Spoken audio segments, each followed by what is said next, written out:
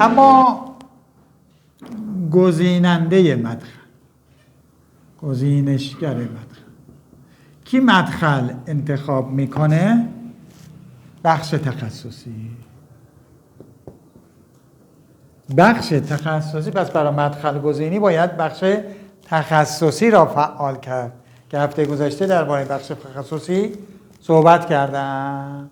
مثلا برفرض بخش خارج جامعه المصطفی باید به ما بگه نمایندگی های خارج کیا هستن و چه مداخلی میتونه در بخش خارج گذاشته بشه، یا بخش داخل، یا مثلا نمایندگی ها یا حوزه های دانشی. مثلا ممکنه ما حوزه های دانشی داشته باشیم، بعد یک کمیته داشته باشه تاریخ. میگیم در تاریخ چی میتونه مدخل بشه؟ مثلا چی میتونه مدخل بشه تو تاریخ؟ مجتمع تاریخ. بعد دیگه رشته ها، تاریخ اهل بیت، تاریخ اسلام، طلاب به صورت کلی میشه. بله، مدارس، مدرسه تاریخ مثلا.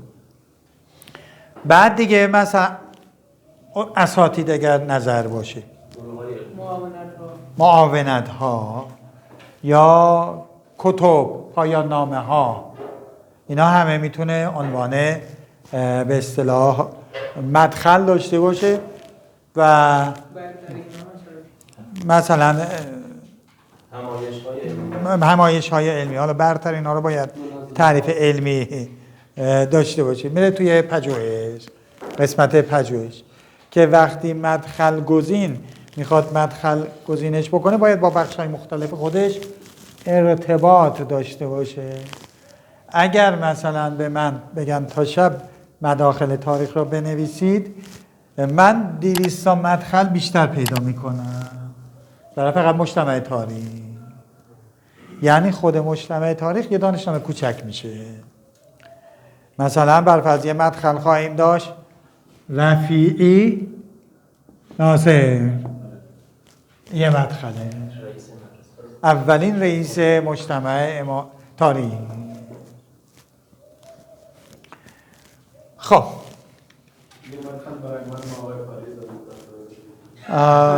بله بله، دو قلوهای کارگاه. خب مصوب مدخل، این مدخل را کی تصویب میکنه که ما این آجر رو اینجا بگذاریم؟ یک شورای بخش. بعد از شورای بخش چی؟ شورای عالی. پس هر مدخلی حتما حداقل در 2 جا باید مورد بحث قرار بگیره. شورای عالی چه کار است؟ شورای عالی از بخش‌های دیگه هم هستن، اشراف داره بر کل. ممکنه مثلا یه چیزی باشه تکرار باشه، چی باشه در هم ادغام بشه. حتی ما در دانشنامه اهل بیت مداخل 2 بخشی داشتیم، 3 بخشی داشتیم. مثلا قلوب یه بخش کلامی داشت، یه بخش تاریخی داشت و حتی یه بخش فقهی داشت. تقیه نه، 2 بخشش نکردیم تقیه، ولی میتونه، یعنی اصلا هر چیزی میتونه بخش تاریخی هم داشته باشه. پس مصوب مدخل هم حتما حداقل 2 ارگان هستن، شورای بخش و شورای عالی. اما شرایط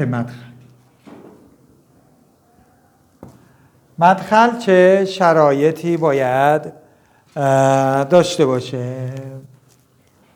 اولین شرط که خب گفتیم ارتباط با موضوع دانشنامه. دومین شرط گویا، مشخص باشه خب چیه؟ شفاف گویا. سومین شرط اختصار. و 4مین شرط آشنا بودن با مخاطب بفهمین چیه. مثلا می نویسیم تاریخ اهل بیت چیه، بعد می نویسیم رشته. حالا بعد اینا رو براتون میگم. تاریخ اهل بیت رشته. در بخش گویا بودن گاهی وقتا خود مدخل به تنهایی گویا نیست. اینجاست که ما یه چیزی داریم به نام مکمل مدخل. هنوز به شناسه نرسیدیم ما. مکمل مدخل. این مکمل مدخل چیه؟ این مکمل مدخل میاد تو این بخش اساسی ارتباط را روشن میکنه. مثلا می نویسیم تاریخ اهل بیت. تاریخ اهل بیت چیه؟ رشته. ما نمیخوایم تاریخ اهل بیت بگیم که، میخوایم رشته تاریخ اهل بیت رو بگیم. تاریخ تمدن اسلامی چیه؟ بازم رشته.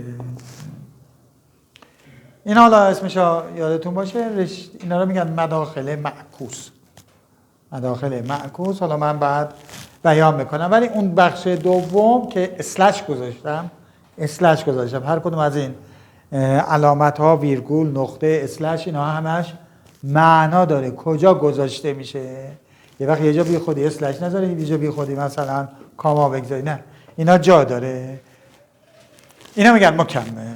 خب بحث دیگر در شرایط آشنا بودن برای مخاطبا که گفتیم، رایج بودن، رواج در متون معتبر.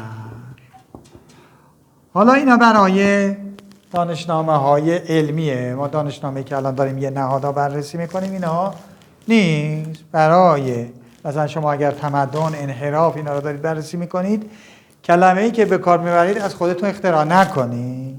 در متون معتبر اون کلمه رایج بشه. یعنی اینکه کلمه‌ای را شما مدخل کنید که تو متون معتبر به کار رفته باشه. مثلا می‌خوایم به اصطلاح یک دانشنامه فقهی بنویسی، استصحاب تو متون معتبر به کار رفته یا نه؟ بله. حالا شما بیا ترجمه فارسیش بکن، بگو کش دادن هست؟ نیست. یا یه چیزی از خودت اختراع کنی که تو متون معتبر نباشه. اینا مدخل، قابلیت مدخل ندارن. باید به یه گونه ربطش بدی به یدک‌کشی حکم. چی؟